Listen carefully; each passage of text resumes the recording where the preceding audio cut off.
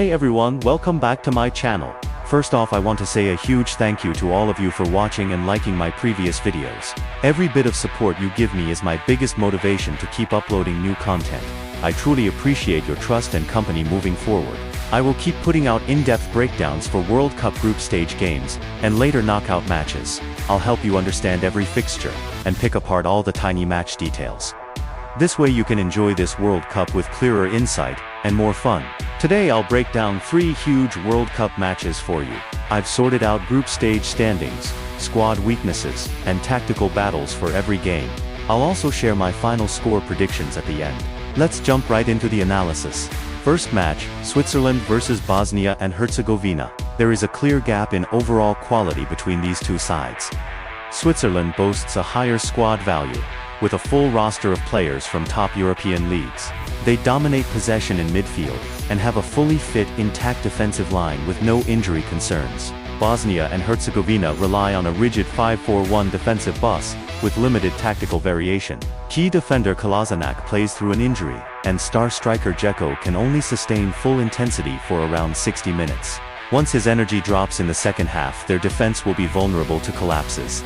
Both teams drew 1-1 in their opening fixtures. This is a critical 6-point clash that directly shapes their group stage qualification chances. Switzerland carries stronger motivation to grab 3 points. That said, Switzerland tend to start games slowly, and lack clinical finishing in attack.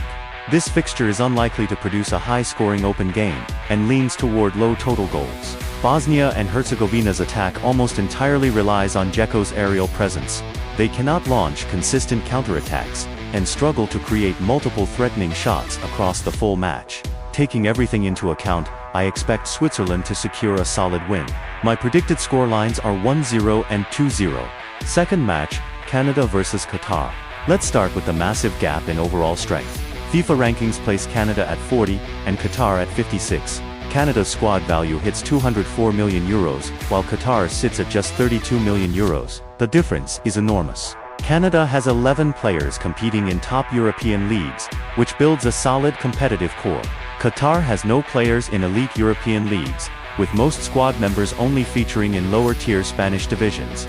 The gap in raw squad quality is plain to see.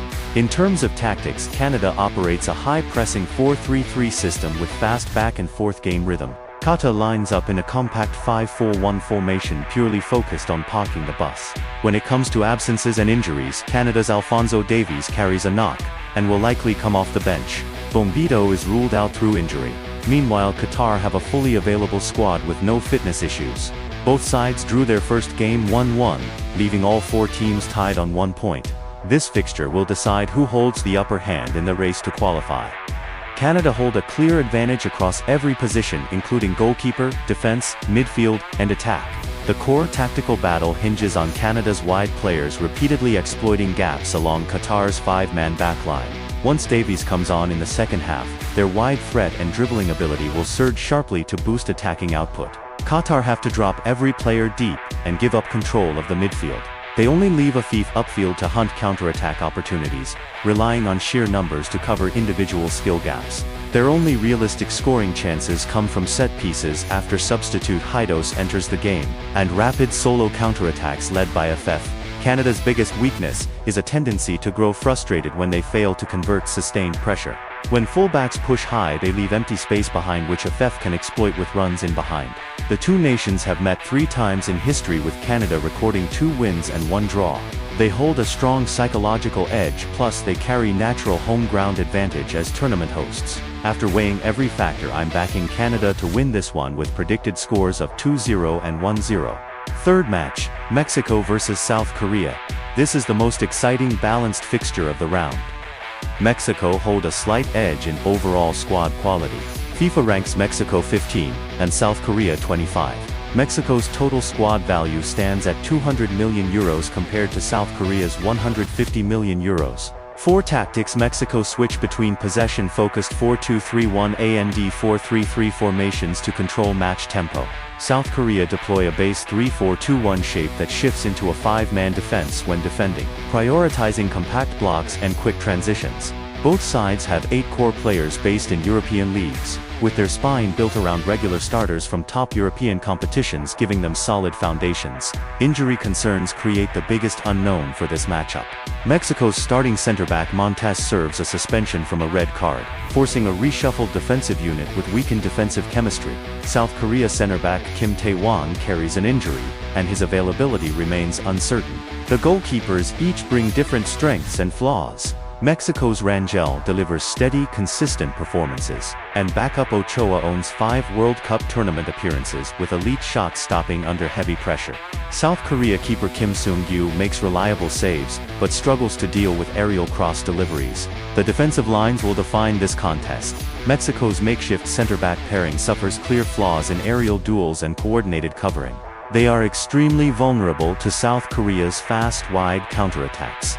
Empty spaces left behind advanced fullbacks become prime targets for South Korea's sprints through the defense. South Korea's main strength lies with Kim Min-jae, who single-handedly anchors their entire backline, winning 83% of aerial duels. Their 3 center-backs set up stacks bodies to create dense front-line blocking. Yet South Korea carry obvious weaknesses too. The other 2 center-backs lack reliable one-on-one defensive ability, and will struggle to contain Mexico's aerial target Jimenez. Their wingbacks also lose significant pace in the second half after constant back-and-forth running. Moving on to the midfield battle. Mexico's Alvarez excels at defensive screening and long-range distribution. The 4-man front unit combines tight, short passing to stretch opposition defenses and carve out gaps between defensive lines. They also possess a wide range of practiced set-piece routines.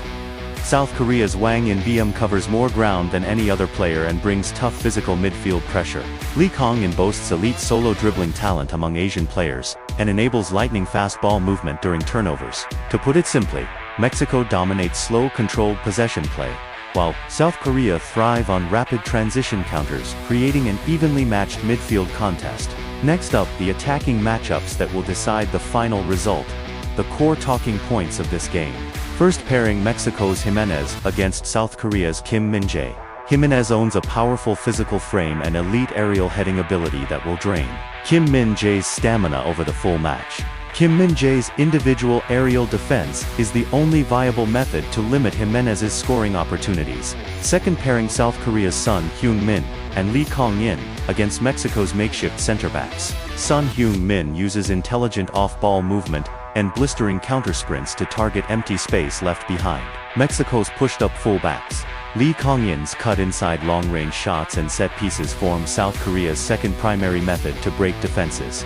Overall, South Korea boasts higher ceiling for counterattack goals, while Mexico hold the upper hand during sustained possession attacks. Now I will break down the full tactical game plans for both sides. Mexico aim to maintain roughly 60% possession, sending continuous wide crosses to target gaps between South Korea's 3 center-backs. Their main attacking route relies on Jimenez winning aerial headers for goals. At the same time, Alvarez will drop far deeper to cover the gap left by their suspended center-back, scaling back midfield advances to block long counterattack passes toward South Korea's forwards. With the boost of high-altitude home advantage, Mexico will push full throttle in the first half to grab an early lead before dropping deeper to manage game rhythm in the second half. Their fatal flaw is poor coordination among rotated center-backs once quick counterattacks break through their defensive shape. Support defenders cannot rush over to cover gaps in time. South Korea voluntarily surrender midfield possession and drop all players back into a 5-man defensive block. They rely on Wang In-beom's tough midfield pressure to disrupt Mexico's short passing sequences. Their core tactical plan targets empty space behind Mexico's advanced fullbacks, launching long balls toward Son Heung-min and Lee Kong-in to create 2-on-2 counter chances down the flanks.